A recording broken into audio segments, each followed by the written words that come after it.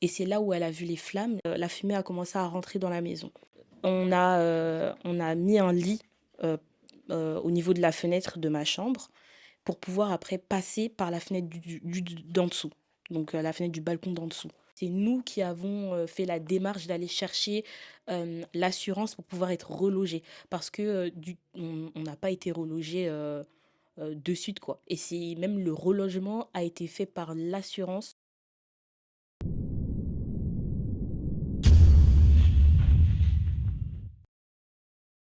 Bonjour, je suis Sullivan Jous, responsable associatif, conseiller municipal de la ville de Sevran.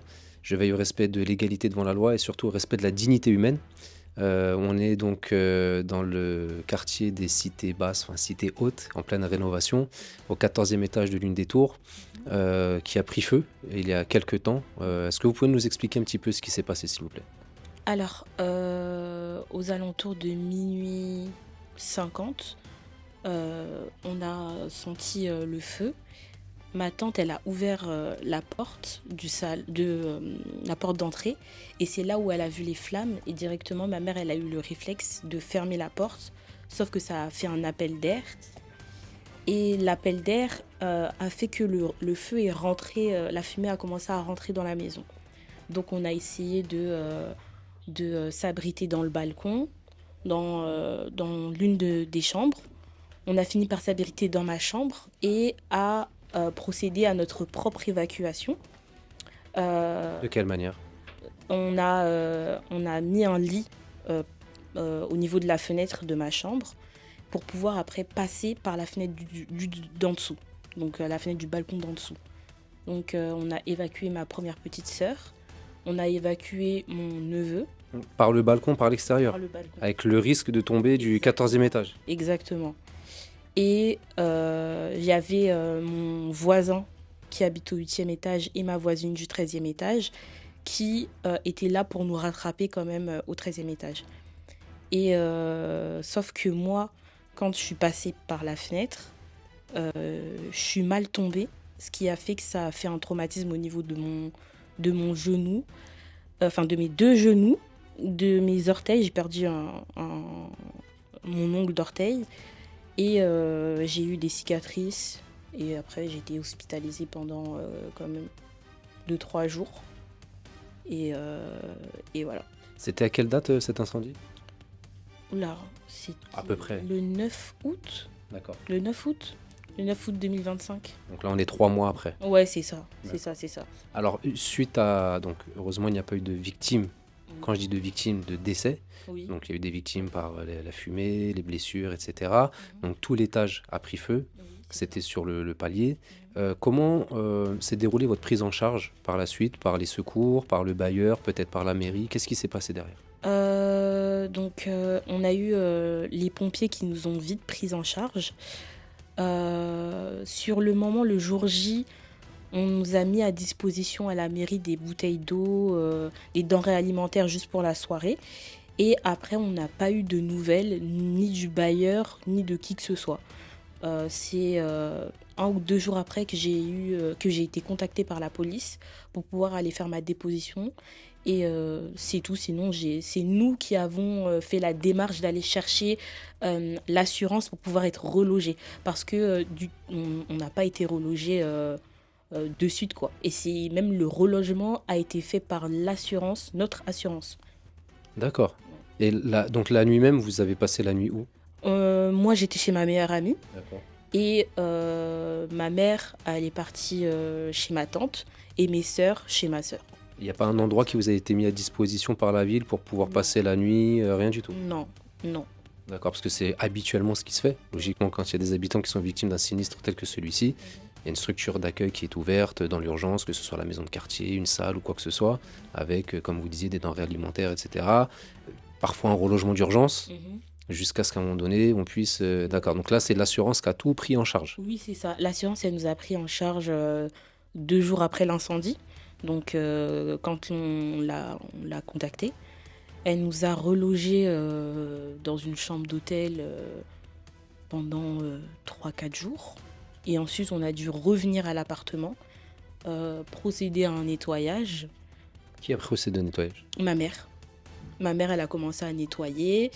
Et ensuite, c'est l'assurance qui a envoyé des personnes pour constater les dégâts. Et ensuite, ils sont venus faire un nettoyage aussi après. Parce que logiquement, on fait une décontamination Oui, lorsqu'il... voilà, c'est ça. Et bah, la décontamination, elle a été faite, on va dire, 2, 3 semaines après. D'accord. Et Et pendant ce temps-là, vous viviez ici? exactement, on vivait là. Parce que c'est très dangereux avec le monoxyde de carbone, enfin tous les résidus, etc. Pour la santé, peut avoir des conséquences graves. C'est ça. Bah, on est quand même revenu, quoi. Parce on n'avait pas le choix. On n'avait pas le choix, on nous avait accordé que 3 jours dans une chambre d'hôtel. Du coup, bah, fallait rentrer, quoi. Et Et là, depuis 3 mois maintenant, quelles ont été les nouvelles apportées par le bailleur ou par la municipalité? Est-ce que vous avez vu des élus? Est-ce qu'il y a des personnes qui sont venues à votre rencontre pour savoir comment ça se déroulait? bah, moi, j'ai contacté le maire via son assistante. Enfin, j'ai appelé la mairie, quoi. Mhm. Parce qu'on n'avait pas de porte. Donc, les gens dormaient avec la porte ouverte. Tous les appartements du palier. Exactement. Sauf le nôtre, on nous a toujours pas changé de porte d'ailleurs. C'est toujours la même porte qui a été brûlée, quoi. Et je les ai contactés par rapport à ça. Je leur ai dit, c'est pas possible que des gens puissent habiter à l'intérieur. On peut pas dormir les 2 yeux fermés parce que il faut qu'on surveille s'il y a quelqu'un qui vient nous cambrioler ou autre. Enfin, Et même si les personnes travaillent et qu'elles sont contraintes de c'est partir ça. la journée, C'est ça, c'est ça. Et même quand on sort de chez nous, en fait, on a l'odeur de la fumée, on pue la fumée. Et j'ai dit, bah, c'est pas normal. Ils m'ont dit, oui, mais c'est de la responsabilité du bailleur. Je leur ai dit, non, c'est aussi de votre responsabilité à vous, en tant que maire, de vous assurer que les gens qui vous ont élu vivent en bonne santé, dans des logements qui sont... en toute dignité. Voilà, c'est ça, en toute dignité. Donc, il y a un élu qui est venu après mon appel, donc 2 jours après mon appel. Moi, je ne l'ai pas rencontré. C'est ma mère qui l'a vu. Et ils ont procédé au changement des portes. Enfin, ils ont mis des portes qu'on met lorsque le logement n'est plus... Les portes Citex. Voilà, c'est ça, c'est ça. Et Sauf que là, il y a une serrure qu'on peut ouvrir. voilà, c'est ça. D'accord. Sinon, c'est tout ce qu'il y a eu. Et depuis, donc, on a constaté que le palier est toujours dans un état pitoyable. Quand on vient, ça prend dans les poumons directement. Comment vous expliquez que le palier soit encore dans cet état-là 3 mois après le sinistre? Moi, je peux pas l'expliquer, en fait. C'est pas normal. C'est pas normal. On s'habitue même à l'odeur, en fait. Moi, ça me fait plus rien. Je sens plus l'odeur parce que je me suis habituée à l'odeur. Donc, je comprends pas. Sachant qu'à l'étage, il y a des enfants en bas âge en plus, Oui, c'est donc ça. qui passent régulièrement à cet endroit-là. C'est ça. Et moi-même qui ai un neveu qui est régulièrement ici, c'est pas normal. Et vous avez tenté de contacter l'OGIREP pour savoir pourquoi c'était encore dans cet état-là? Bah, on essaye de contacter l'OGIREP, il n'y a pas de réponse. On essaye d'aller voir les gardiens. Le gardien m'a clairement fait comprendre que c'était pas de son ressort et que il m'a dit droit dans les yeux, je suis pas gardien, donc je peux rien faire pour vous, alors que c'est le gardien. Donc en fait, il essaie de se dédouaner de cette situation-là. Donc en fait, on parle à des murs, quoi. Alors, nous, on est là aussi pour essayer de faire bouger les choses parce que quand on a été alerté sur, entre guillemets, l'immobilisme, parce que bon, il y a eu l'incendie dans un premier temps, les personnes sont venues à votre rencontre, on a des collaborateurs qui vous ont rencontré, qui ont échangé, et là on pensait que dans l'ordre des choses normales, les choses avaient été réglées, que vous aviez été pris en charge et que les travaux avaient été réalisés. Là, c'est pas le cas, donc c'est aussi l'objet de notre venue aujourd'hui, c'est de pouvoir vous apporter un soutien déjà moral, mais c'est pas ce qui va suffire. C'est un soutien aussi juridique, administratif éventuellement, et de voir ce qu'on est capable de faire aujourd'hui pour que l'OGIREP puisse venir rétablir votre dignité dans les plus brefs délais. Donc là-dessus, vous avez quand même notre soutien plein et entier. Vous n'hésitez pas à nous contacter si vous avez des nouvelles de votre côté, et nous de notre côté, avoir votre témoignage, recueillir les images, c'est important parce que ça matérialise le préjudice aussi. Si demain vous avez envie d'être indemnisé par rapport à tout ça, vous pourrez, parce que tout préjudice subi doit être réparé avec des dommages-intérêts.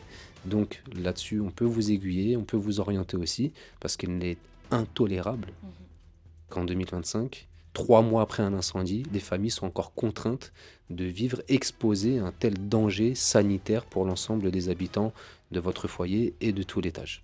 Donc en tout cas, je vais vous laisser conclure avec le mot de la fin. Mais en tout cas, sachez que de notre côté, on a parlé aussi à vos autres voisins. On va essayer de faire le nécessaire dans les plus brefs délais. Euh, Bon, c'est bon. oui. Ok, bah super. Bon, en tout cas, je vous souhaite bon courage Merci et je vous dis à très bientôt. beaucoup. À très bientôt. Merci.